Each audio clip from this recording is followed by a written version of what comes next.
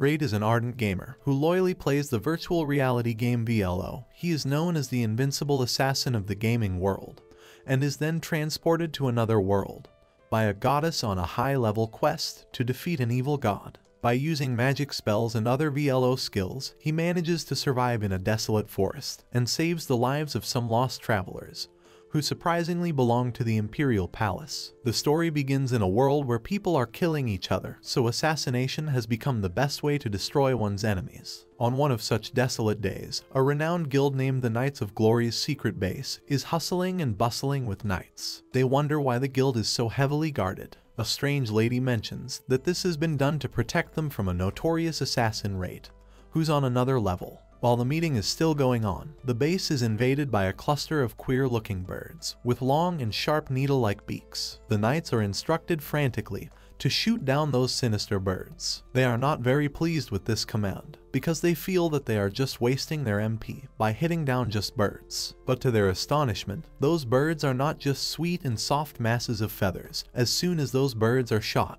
they pierce their beaks into the matter thrown at them and explode, causing an arsenic atmosphere everywhere. There are many agonized screams in the vicinity, with lots of precious lives lost. The strange lady is also struck like thunder, ripping her off from some of her clothing to some knight's delight, and a peculiar pendant that she is wearing around her neck is also destroyed. That pendant was the sacrificial magic tool, and she would have definitely been terminated if the pendant hadn't protected her. This item will substitute the wearer when they take lethal damage, and it is so powerful that one can evade death, but the tool is very rare. The lady musters up all her courage and stands gallantly in front of the adventurers, emphasizing her previous warning about Rait being so horrifying. She warns them that sacrificial magical tools have some restrictions before they can be reactivated, so the knights must not let their guard down. But almost instantly, there is an intimidating hissing sound coming from the ground, with strange smoky patterns appearing on it, followed by a huge eruption that blows away the guild's building completely. The strange lady frantically watches the whole guild collapse into a huge pile of rubble, with smoke and fire everywhere. Along with others, the lady is also pushed down by that sudden catastrophe,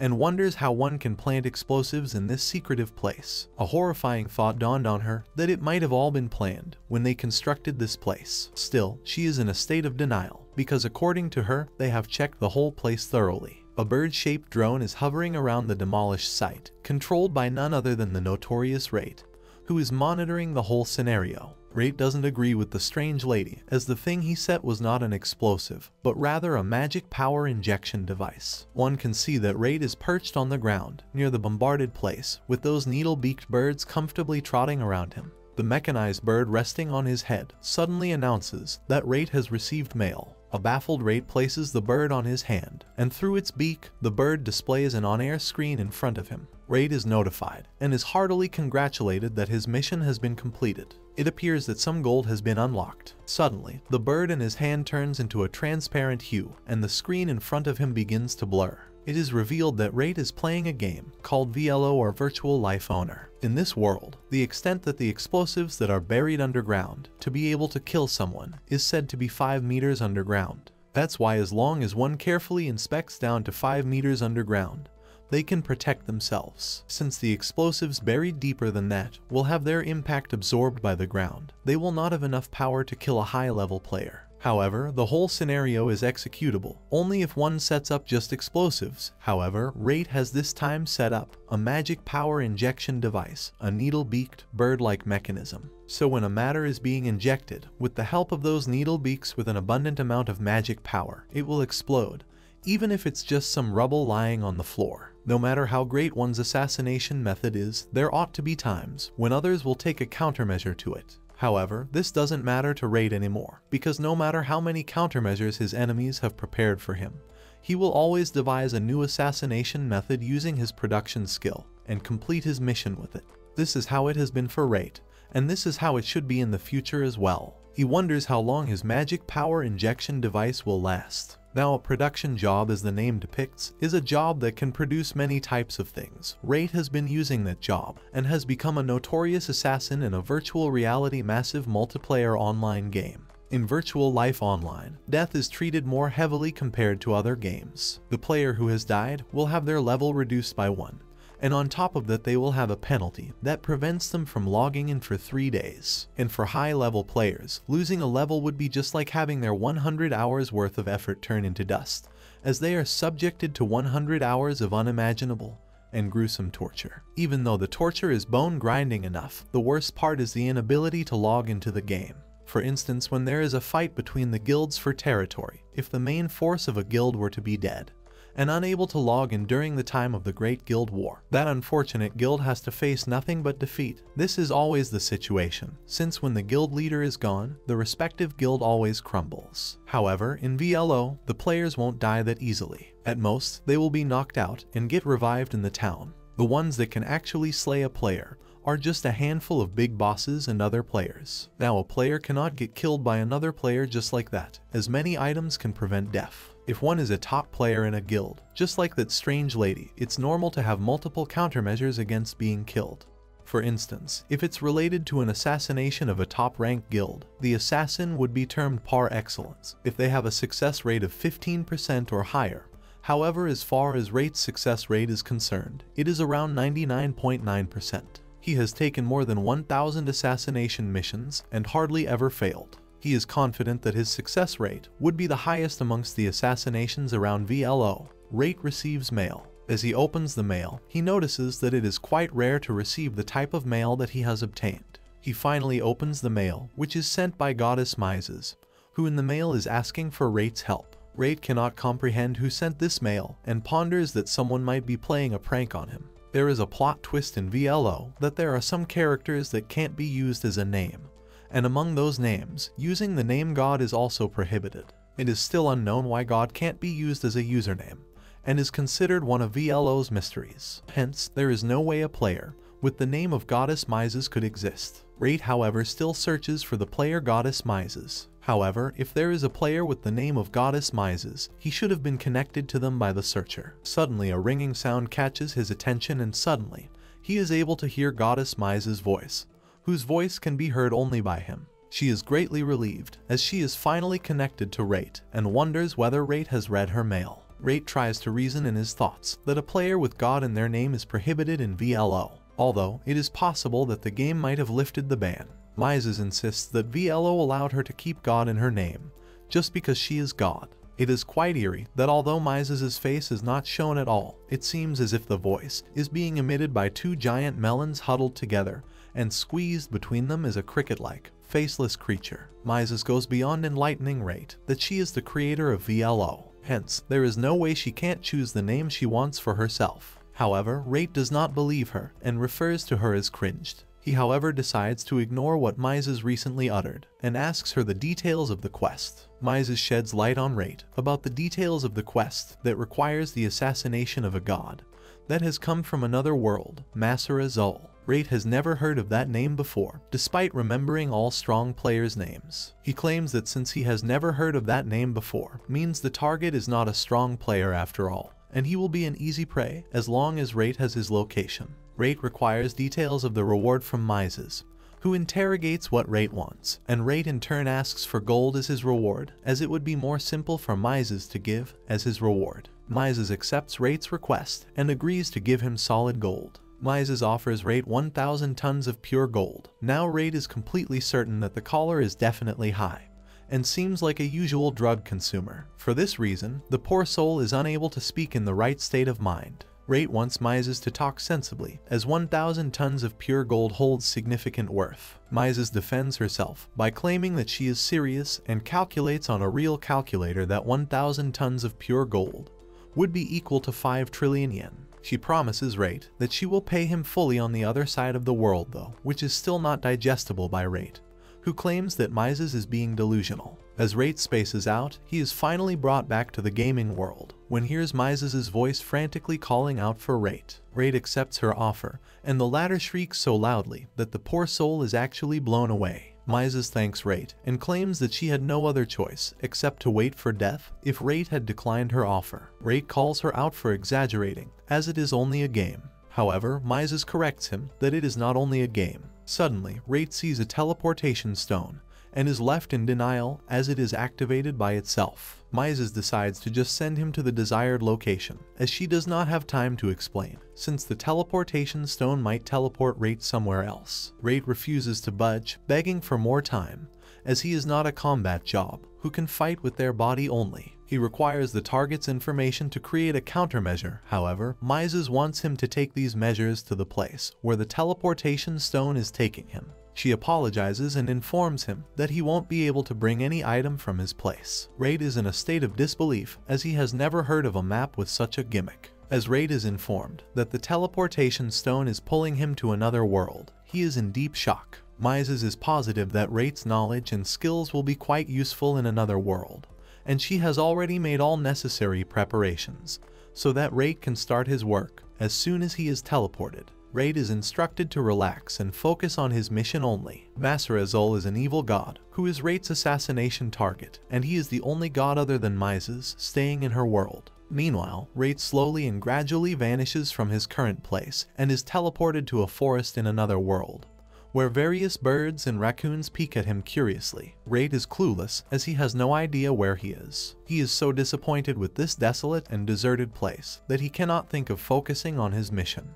He decides to use GPS and check where he is. He opens the item box, and to add insult to injury, his entire item box is empty, and he finally believes the fact that he was not able to bring any of his items in this world. He is really flustered by this forest, and for a second even thinks that his connection with Mises has been disconnected. He realizes that this place looks like VLO at first glance, however the quality is beyond VLO. Rait checks out a beautifully colored bug perched on the greenest leaf he has ever seen, and feels as if he is looking at real-life scenery. He believes that the PC he uses to play the game cannot create such amazing quality. Moreover, no PC in his world can create such amazing techno-color scenery. This makes him conclude that he is actually teleported to another world. A floating microphone appears in front of him, completely startling him. Mises apologizes to Rait, and this rings a fire alarm in his head. Mises informs him that she has successfully teleported Rait to another world.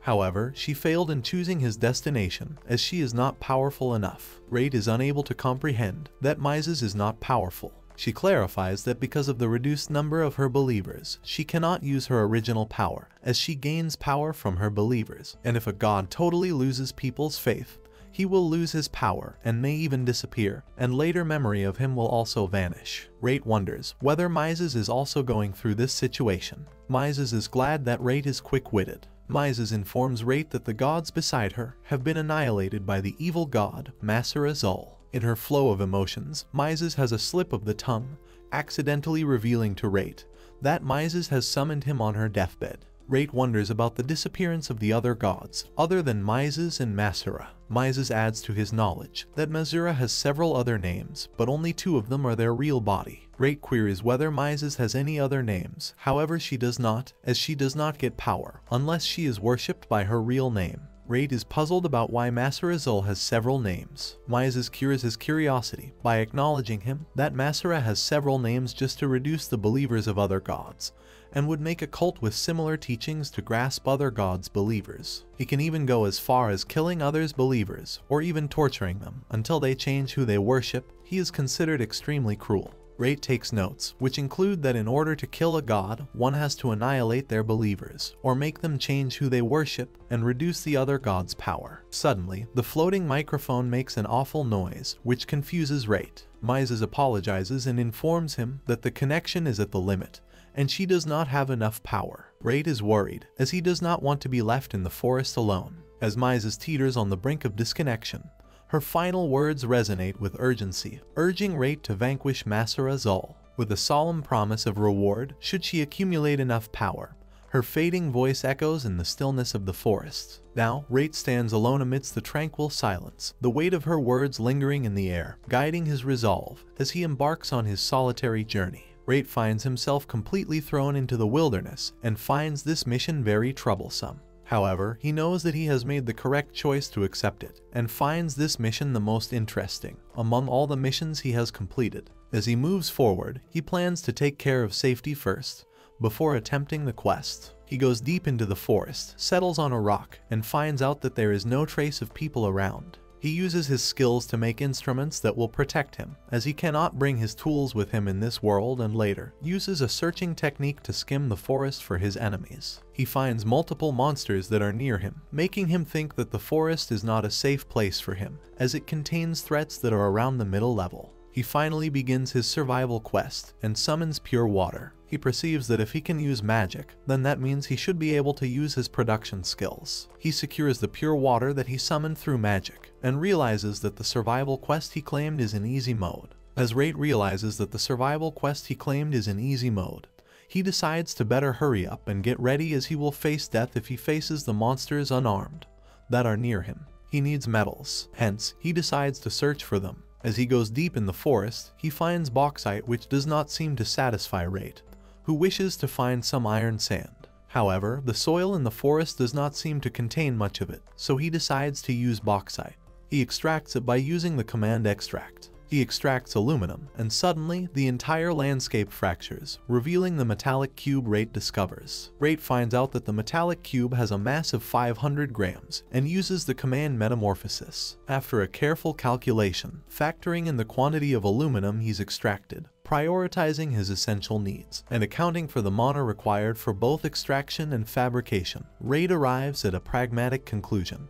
The most feasible weapon he can manufacture is a needle. Despite its diminutive size, Rait recognizes the potential lethality of such a precise instrument. The needle does almost no physical damage. However, there are ways to compensate for it. Rait also finds death roots that he never thought would grow here. He grinds the roots of the death roots that are considered to be a poisonous plant, and smears their sap on the point of the needle. His deadly needle is finally ready, and can poison one once the needle pierces someone. Although it won't be effective against high-ranking monsters, the rest depends on how well he can fight. He opens the item box and searches for the status. However, there is no response for Rait. The needle should do a job against the monsters that are near him, which he found using the command search enemy. He realizes that his status screen is not visible to him, which brings the conclusion to him that this world is different from the game. In this unfamiliar world, devoid of any tools or benchmarks to gauge his strength accurately, he resolves to rely on a singular recourse, a skill known as the martial arts crush kick.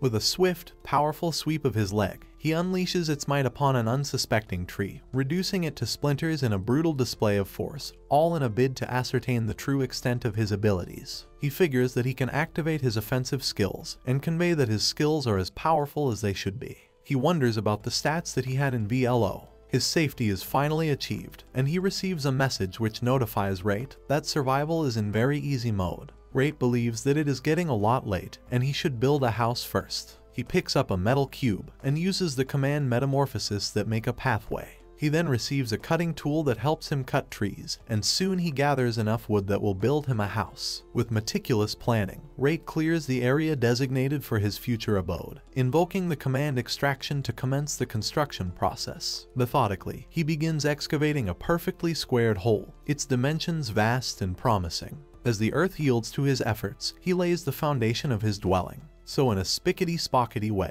the floating bricks, initially suspended in the air, are drawn to his command, guided by the delicate weave of magic. With deft precision, he orchestrates their placement in a perfect rhythm, each brick finding its rightful position in the emerging structure, a testament to Rait's mastery over both the physical and mystical realms. The bricks manage to get together, and lastly, we see a chimney being built. The house is finally completed by Rait, who then enters it and admires the smell of a new house. He appreciates himself, as he built the house in just a few hours, yet the house is still fine looking, although a little bit too big for a single person. Rait then shifts his attention to food and mana stones that are used for items as power sources to activate several spells. Depending on the skill of the maker, their functions vary greatly. Mana stones, which have significant worth, are found inside monsters' bodies. This means he has to kill one of the monsters to receive a mana stone.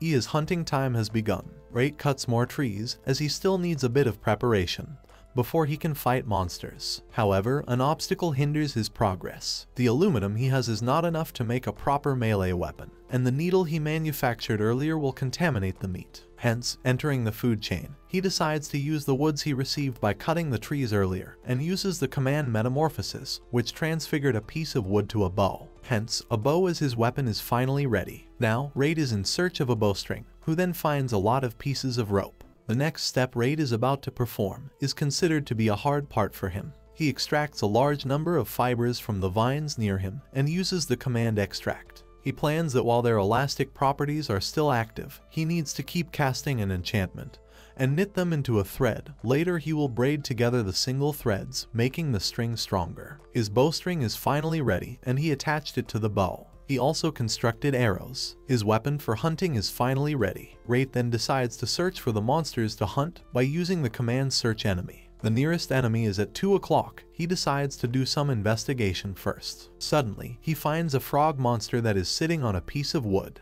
Perched atop a sturdy tree branch, Rait contemplates the nature of the frog before him, questioning whether it qualifies as a monstrous adversary or merely a potential source of sustenance. With hopeful anticipation, he releases an arrow, its trajectory aimed at the amphibian target below. Yet, as the arrow finds its mark, the frog remains resolute, its survival a testament to Rait's suspicion of the arrow's inadequate potency. Now, with keen awareness and a gaze sharp with instinctual menace, the frog advances towards Rait, its eyes betraying a lethal intent, transforming the once harmless creature into a potential opponent. The frog is trying to reach the branch, where Rait is settled by hopping. Rait expected that the frog could jump very high. However, he now has a perfect angle to shoot arrows with all of his strength. The frog is showered with so many arrows, however it is still not dead. The frog still tries to attack Rait, despite so many arrows piercing it. Meanwhile, Rait also shoots another arrow at it, and realizes that when shooting one arrow isn't enough, it means one needs more. The arrow finally strikes the frog at a perfect angle, completing Rait's mission. He finally descends to the ground, picks up the frog's meat, and enters his house. Initially, he hesitated, but later found the frog's meat amazing, and compared it to chicken. He expects that he will be having fancy meals from now onwards. His safety, food, and water are finally acquired, and he finds the survival quest really easy. Rait finds a mysterious object after dissecting the frog that requires a little know-how. He finds a poison sac when dissecting the frog. Rait realizes that a single frog monster has about 10 poison sacs. Therefore, he needs to be careful not to break the sacs, otherwise the poison will get into the system. He obtains the materials. As he dissects the frog, he finds another stone. However, Rait does not know the description of the mana stone. As the frog monster was not easy to kill and had enough strength to bear the arrows, the mana stone which is found by dissecting the frog should be resourceful. Rait believes he can use the stone. Hence, he got food and a mana stone, and even defeated a monster. Now, his final goal is to kill the evil god, Masara Zulu. However, Rait wonders whether he is evil or not, as he does not know whether to trust Goddess Mises or not. However, it shouldn't affect his mission, as his quest includes killing Masara Zulu, and he accepted the quest. Therefore, he has to accomplish his mission. He then decides to make some artifacts. Now, Rait has decided to create some artifacts for himself, so he pulls out a chair to make himself comfortable, and decides to create an artifact that detects magic by using the metamorphosis technique. He does remember how to build one, but the materials are a bit lacking. Still, he wants to try it. Soon he uses metamorphosis on a handsaw and transforms it into a pointed hammer. He swirls the hammer around his fingers and thinks that it has a nice balance. Soon, he decides to imbue some magic onto a wooden plank. He strikes the hammer with all his might on the plank, and it can be seen that the microscopic cells of the wooden plank rapidly get imbibed with magic. Soon, he gets busy playing with his newly created toy to build an artifact that only detects magic powers that are used to cast spells. Both monsters and animals possess magic powers, but only humans can use magic. This means that if the artifact activates, this is because a human is using magic. After a while, he successfully creates a spike that he will use as an antenna to increase the artifact's sensitivity. According to Rait, the quality of magic detectors like these is totally dependent on the quality of mana stones and spikes used to build them. For this reason, the spike is not made with metamorphosis, but rather imbued with magic and slowly molded while being enchanted. Metamorphic magic is simple, but compared to forging, it yields inferior results. So he keeps on forging his spike with the pointed hammer to saturate it with magic, and creates the best one that can be made with the available materials. Next, he casts the spells Bind and Bestow with the help of the mana stone that he extracts from the monster frog,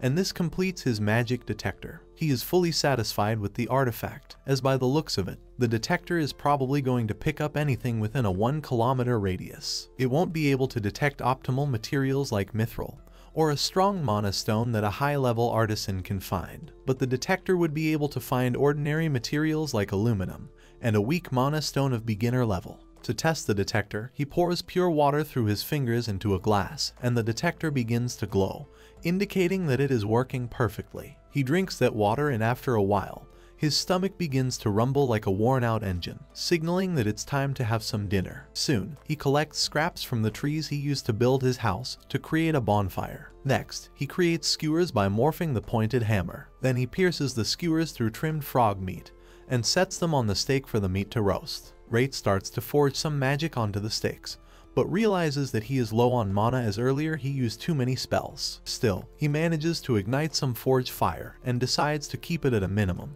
Instantly, the frog meat begins to get roasted, and it seems as if a live barbecue is taking place. Rait resolves to cook the meat completely as he doesn't want to end up with an upset stomach. Suddenly he has an idea, and through his finger he releases some salt and sprinkles it on the stewed meat, as he feels that at least he deserves this kind of luxury. When the meat is fully cooked, he cools it at first by blowing it with his mouth and then hesitantly takes a bite. He is wide-eyed as he imagines a jolly old monster frog merrily splashing into the water along with his other fishy friends. He thought that frog meat would be quite plain, but in reality it is quite greasier than he imagined. He never had imagined in his wildest dreams that frog meat sprinkled with some salt would be so delicious. Next, he hungrily gobbles down the stewed meat, sprinkled with some fresh salt, and then gulps down cold water over it. He admits that the one-liner empty stomach is the greatest of spices, fits his situation, as one can eat anything if desperately starved. The issue arises of what should be done about the remaining meat, as Rait would like to store it for later, but he would need mana stones to build a fridge or freezer. Now, night has already fallen, so Rait refrains from fighting monsters at this hour. He keeps on pondering, when out of the blue he remembers the item box.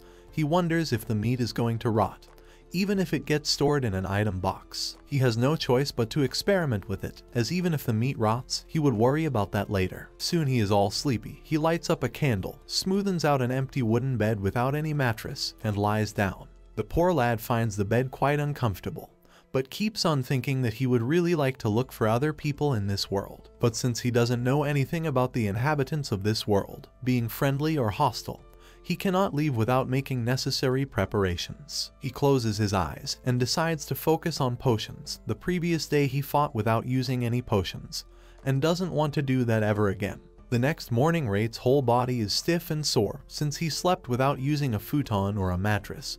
So for the next task, he establishes getting a mattress. He roams around the forest aimlessly and suddenly gets all hyped up as he finds the herbs he needs to make potions, the Mia herbs. Among medical plants, Mia herbs stand close to the lowest rank, but if enchanted and mixed, one can still create level 2 potions. He gathers a lot of those herbs in bunches and then stacks them on the table. Next, he grinds them by using a mortar and a pestle, and also pours along some magic. He then mixes the resulting sap with water and puts everything on the stove. The mixture is left to boil for some time, and in no time, a level 2 potion is ready. Rait is glad that low-level potions are so much easier to make. The potions high-level players used to make on VLO were of level 11.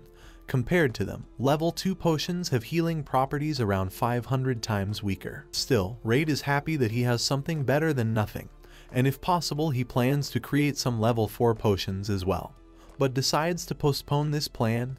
He is a pro at procrastinating though. He suddenly remembers that he doesn't have the required flasks. By using the metamorphosis technique, he creates a beautiful vial and replicates it 6 times. He pours the level 2 potion into each of the flasks and cork shuts all of them. Next, he decides to just stick around this area and hunt for some monsters, as he has so many other artifacts to build. He uses his ability Search Enemy to get a graphical view of the whole area. It seems as if his eyes have gotten a certain luminance to skim through the area and find any hidden monsters or mana stones. He spots and kills many monsters using his bow and arrow, stops for a quick lunch of stewed meat, and then spots and slays a huge bear. Rait slit its front end and scoops out a powerful mana stone. Then he catches a huge fish, swings in some death roots and poisonous mushrooms in a basket. Finally, at the solace of his home, he draws out the mana stones and confirms that now he can create as many artifacts as he wants to. For that the first thing he would need are flashbangs, so he touches a mana stone, emits a magical spell with the help of his fingers, and manages to crush the mana stone into small pieces. Rait is a little hesitant about wasting a mana stone like that, but he knows that he cannot make flashbangs without mana stones. He keeps on grinding the stones until they have turned powdery. Next, he bestows some light magic on the mana stone power and keeps on doing that for some time. Even if one imbues a mana fragment with magic, the effects will only manifest briefly. A single fragment would light up with a dim light for a single moment. But even if the light of that single piece is dim, putting hundreds of thousands of fragments together will release a blinding flash. Obviously, Rait cannot use the mana stone powder as it is, so he merges all the particles into one big solid stone or flashbang. Rait is not satisfied with having just one flashbang, so he decides to create 3 flashbangs. So he gets busy crushing some more stones, and then after quite a while, he manages to create 2 more. He stretches himself exhaustingly, as he didn't know that creating flashbangs would give him such a hard time,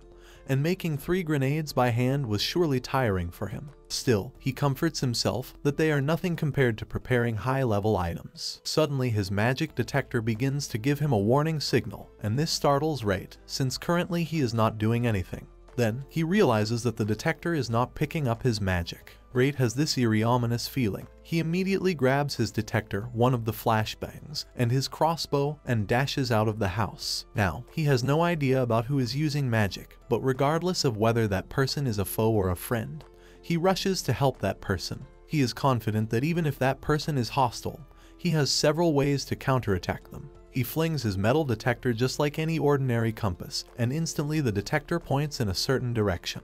Rait immediately rushes in that direction. He then draws out a flashbang for bestowing upon him some stealth support, and in no time he is fleeting like a cheetah through the dense grove. Suddenly, he hears someone shouting at the top of their lungs about the situation being dangerous. Rait guesses that his destination is quite close, so he flings from one tree to another, which would even make a monkey ashamed. He lands on a treetop to get a closer picture when he sees a young girl refusing to leave her father, and some other man in the clutches of danger. Rait then sees a humongous monstrous beast, having intimidating fangs ready to pounce on the 2 miserable souls, while one of them is already injured. The man, who appears to be a knight, bravely draws out his sword to protect the young girl and her father. Rait is watching the whole scenario from the treetop, and conjectures that the 3 humans are being attacked by a bear. He then observes the unconscious man, and finds out that he has fatal wounds, while the frenetic young woman also doesn't seem to be a fighter. Also, the knight who is bravely facing that horrendous bear has brutally bruised his shoulder. The bear, with wicked brilliance in its eyes and sharp menacing claws, heads forward to attack the hapless knight. Rait notices that the bear's claws are probably dripping with poison, and if he doesn't do anything quickly, then they all will be dead in 5 minutes. Rait decides to save them, so that even he can gather some intelligence. Soon, he lands on the ground by using the Ricin technique and stealth support, and bellows at the top of his lungs about his presence. As the bear is about to shred the knight into pieces, Rait flings a flashbang between them, and then through a magic spell ignites the blaster. Suddenly, there is a blinding light baffling the knight, and even the bear is forced to ward off, while shielding its eyes from such a blare. As the bear turns away in confusion, Rait immediately draws out 2 poison-tipped needles and throws them each toward the bear's eyes. The bear begins to growl in agony as Rait heads forward. Rait notices that the massive bear monster is probably the highest-ranked monster he has ever fought until now, so he doubts that the poison in the needles will be enough to kill the bear. Soon, he draws out the metallic box and uses metamorphosis to create a huge poisonous arrow, as according to him, increasing the poison dose will do the trick. He shoots the bear with that arrow,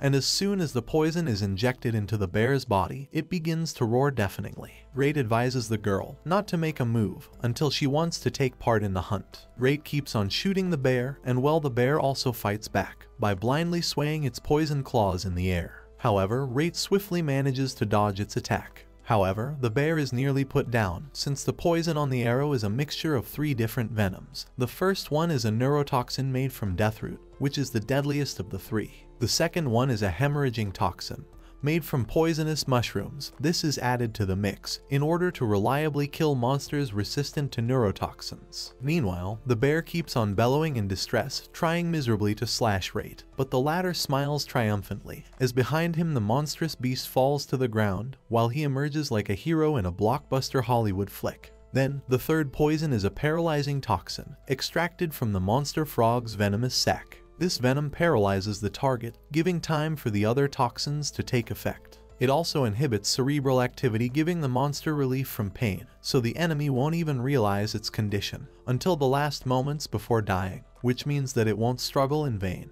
Rait approaches the knight, who is still baffled by that blinding white light and is quite anxious about that horrendous monster. Soon, when the knight is able to see clearly, he finds a stranger standing in front of him with a dead bear in the background. He wonders whether the strange lad is behind all that bear slaying. When Rait affirms, the knight and the young girl look at each other in astonishment, while Rait notices that the knight is still able to move around. This means that the bear's poison is quite slow to act, hence the proverb, "The dark cloud having a silver lining" is proved. But he turns his gaze to the unfortunate injured man lying unconscious on the ground, and observes that the bear's claw cut his chest quite deeply. Rait further examines him, and concludes that the poor soul may die due to blood loss before the poison kills him, so he cannot save his life before patching him up. The knight obstructs Rait. Although he owes him their lives, he still does not trust him to go any further. Rait eyes at the girl, and the peculiar cross brooch she is wearing on her collar. He then finds out the same brooch fastened on the knight's collar as well, so he deduces that those are no common people. Rait puffs up a little and haughtily mentions to the knight that he doesn't care, but that old man is going to die there anyway.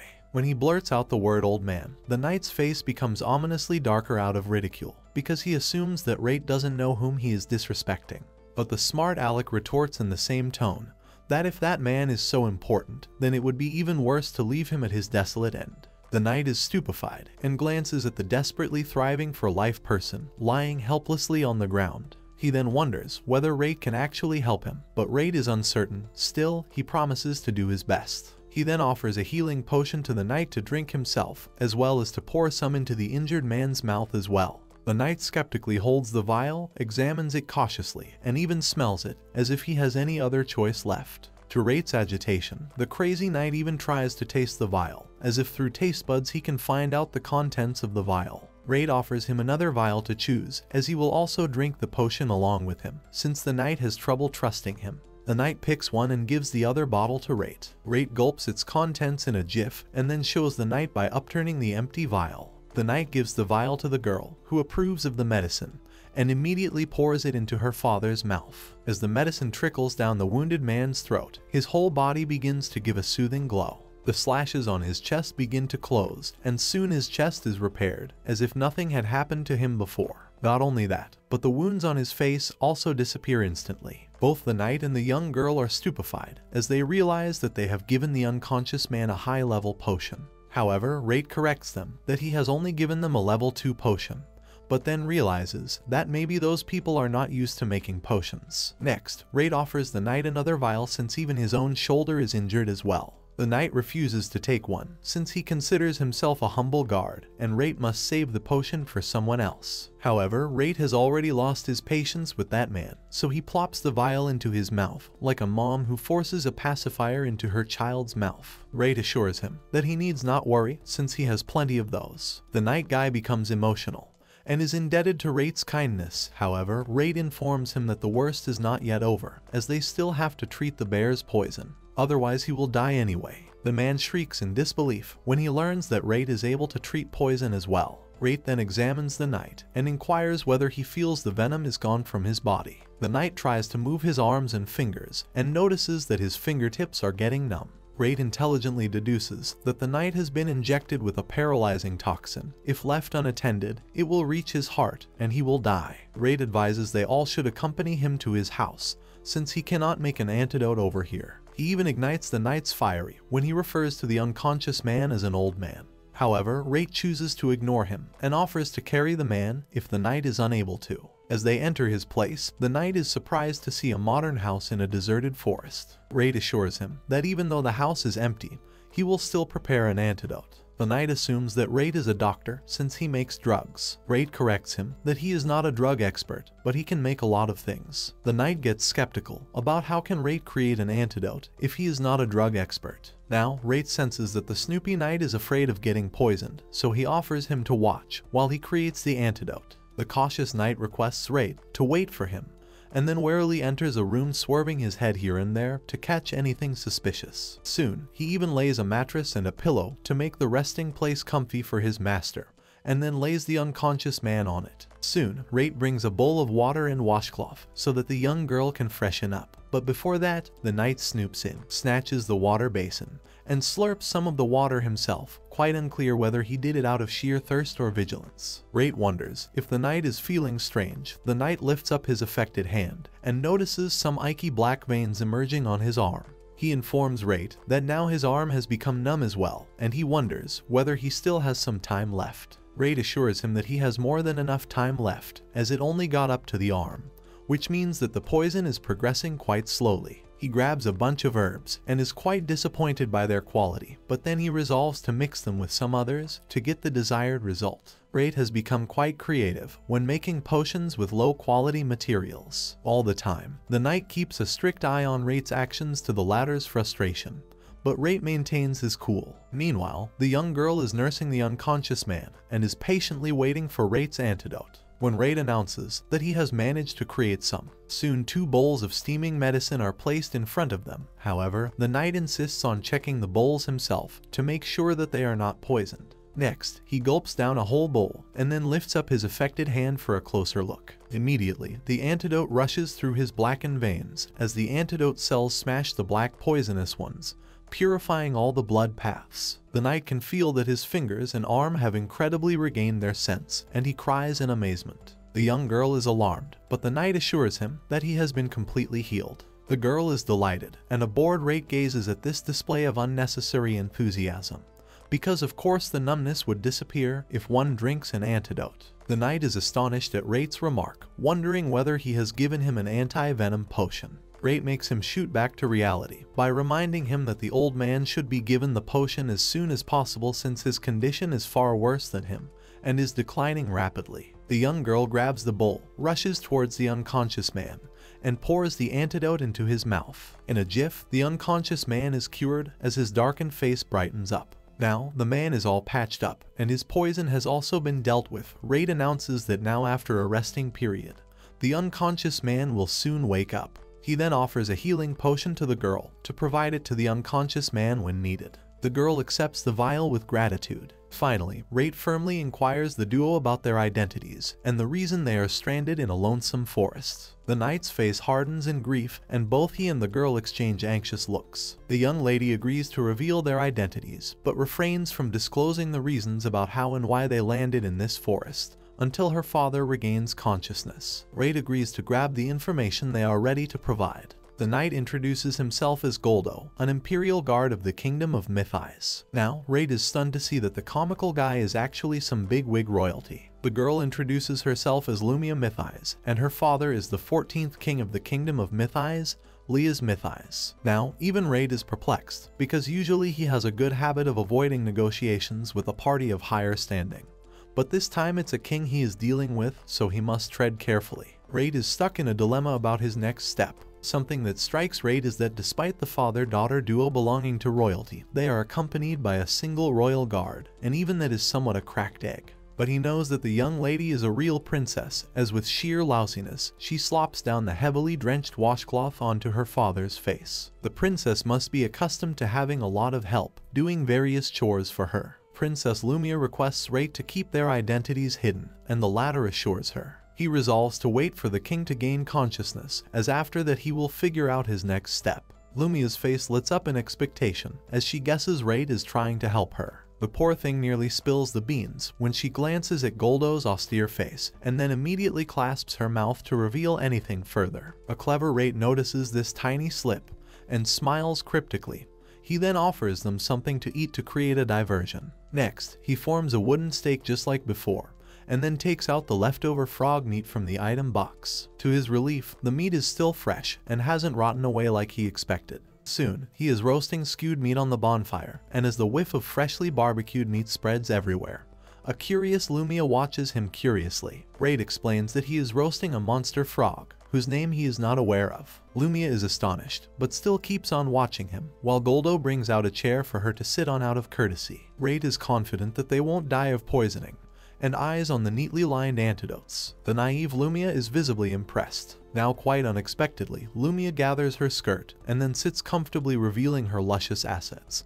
And Rait definitely finds her an eye candy. When Lumia expresses her delight in a simpler life and things, Rait is relieved, as he was expecting her to be one snobbish princess, having airs about consuming lowly food. However, Goldo is as peevish as ever, as he immediately barges in between Lumia and Rait, warning Lumia not to get fooled by Wizard Rait, who he still doesn't trust completely. He unconsciously strikes Rait, claiming him to be quite wacky, and urges the princess that once even he was a commoner, and they don't eat unknown monsters just like that. Rait dodges this sudden attack, as Goldo continues knocking some sense into an otherwise blank-headed Lumia, that they don't even use anti-venoms as digestives as well. Meanwhile, oblivious to his surroundings, Rait extracts some salt through magic, and sprinkles some on the fragrant meat. When the delicious meat is ready, he takes a bite with relish, thinking that it is actually the bits of embedded fat that are making the meat so tender. The previous day, he thought the meat tasted amazing, just because he was on an empty stomach. But currently, he feels that the taste is actually fantastic. While Goldo is busy giving Lumia his peace of mind, the latter keeps on peeking at Rait, having the time of his life devouring juicy barbecued meat. Rait, on gaining her attention, begins to flaunt the meat on his fingers by swinging the skewer. He figures out that since Goldo is lecturing so much on hygiene and the quality of food to be devoured, he might be having some provisions in hand fit for a princess. Goldo is abashed, as he actually doesn't have any food with him. Now, it's time for Rait to pull his leg, as he questions him how come he is traveling with the royal family and is not having supplies. Goldo sheepishly defends himself that their situation is quite complicated. Now, Rait stops grilling him, as he decides for the king to wake up to gain light on the royal's actual situation. Rait offers him some skewered meat and instructs him to check for poison. Goldo agrees, but only with the princess's permission, to Rait's sheer amusement. When the princess affirms, Goldo digs his teeth into the succulence and greasiness of the meat, and instantly he is transported into an imaginary world, where he is having a romantic affair with a veiled damsel, offering him skewered meat,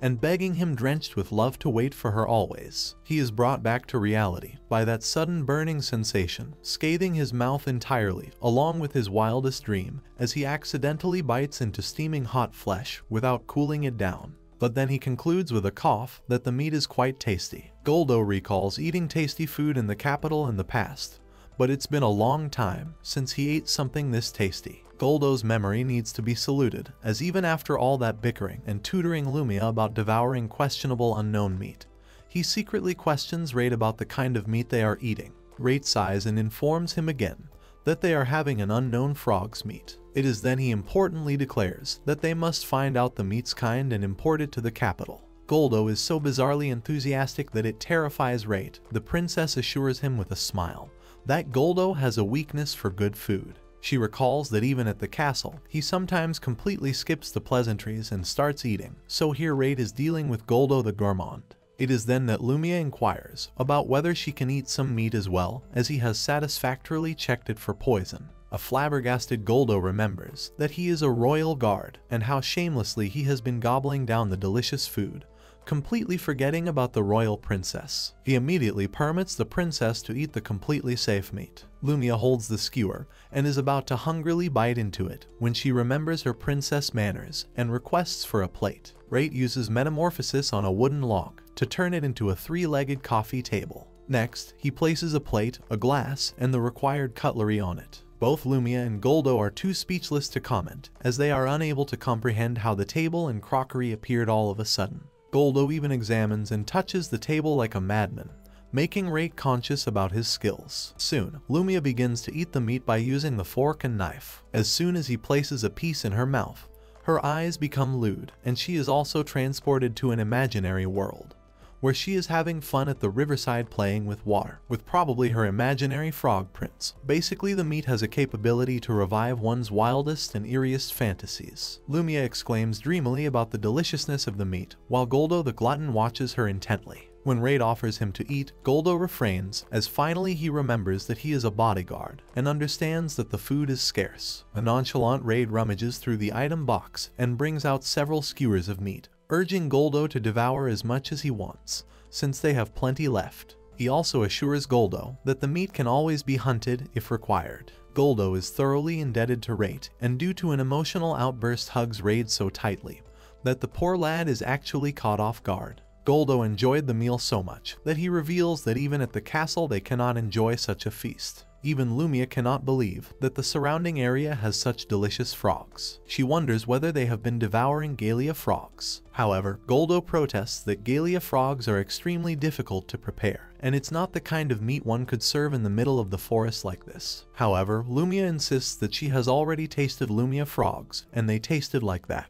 Even Rait has heard the name Gallia frog for the first time, and is surprised that their meat is quite a delicacy. Goldo affirms, as he recalls how the king asked the chefs to prepare those frogs. The royal chefs tried their best, and out of 100 frogs, only one was made to be edible. A curious Rait wonders at what point the royal chefs failed. The Gallia frog's body has around 10 poison sacs. Even if one of them is merely scratched, the whole flesh becomes poisonous and inedible. And on top of that, those poison sacs are very fragile. Soon, Rait brings the head of a Gallia frog on a platter to confirm whether Goldo is referring to this frog monster. Both Goldo and Lumia are bewildered, as indeed Rait has fed them Gallia frog's meat. Not only that, the Gallia frog is completely undamaged. Goldo comes dangerously close to Rait in all the excitement, and frantically requests a terrified Rait to teach him how to cook a Gallia frog. While the heated discussion is going on, there is a sharp knock on the door. They all are startled by the arrival of an unexpected visitor. However, Rait wonders who would come and visit him in a place like this. Goldo becomes wary, swipes away the princess, and draws out his sword.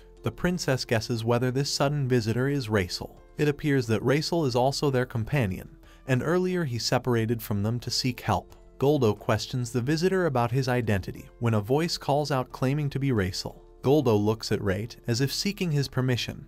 When Rait nods, Goldo invites Raisel inside. Raisel is a blonde, young man and seems very happy to see Lumia. Rait sneakily glances at the brilliance radiating from Raisel's face when he sees Lumia hale and hearty. Goldo breaks in and questions Raisel whether he is about to find help. Raisel retorts back that he wasn't actually able to find anyone, and Rait's house is the first one he knocked and found coincidentally. It could be noticed that things are quite tense between Goldo and Raisel, as Raisel can sense disappointment in Goldo's voice and tone while addressing him. Raisel then looks around and wonders why Goldo is here with the princess. He has this eerie feeling about the place, with icky herbs hanging from the wooden stakes, some shady bottles lying around randomly, and the most bizarre part is the presence of a disgusting frog head. Goldo introduces Rait to Raisel. Raisel peers at him with a piercing gaze, as he has never heard of the name Rait before, and wonders whether he is a friend or a foe. Goldo explains that Rait is only a commoner, although he himself is doubtful about that. Raisel is not very pleased to learn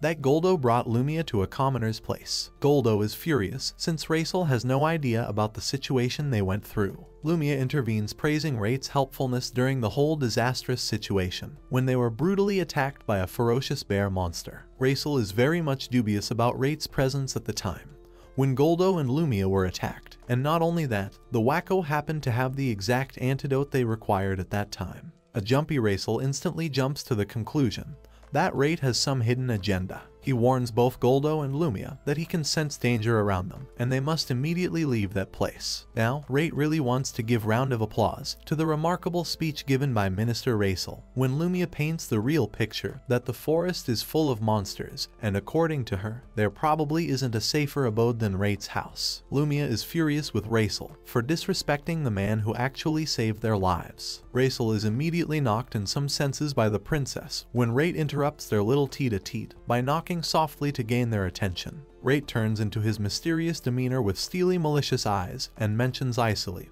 that he could have easily killed all of them, even if they attacked him altogether. He assures them that he didn't do it because he has no intention to do it. With that, he opens a window pane and then shuts it, indicating that if he were planning to kill all of them then, he wouldn't have left them roaming around freely in a room that is not even locked. Raisel roars with an adrenaline surge that no one can actually mess up with Goldo, and the reason why Rait was not able to hurt them is because of Goldo, otherwise he would have put the princess in chains. However, Rait explains to a garrulous Raisel practically that currently Raisel's guard is down, and then points out that his most vulnerable spots like his neck, his chest, and his head are quite available to him to shoot him down. Rait declares confidently that even though Goldo is the strongest knight here, it will take him only 10 seconds to kill him with just the weapons he is holding now. His statements flare up Raisel, who gets puffed up quite easily like a hot air balloon, as he feels that Rait is deliberately insulting them. The royal knights, however, Rait remains indifferent to his warning.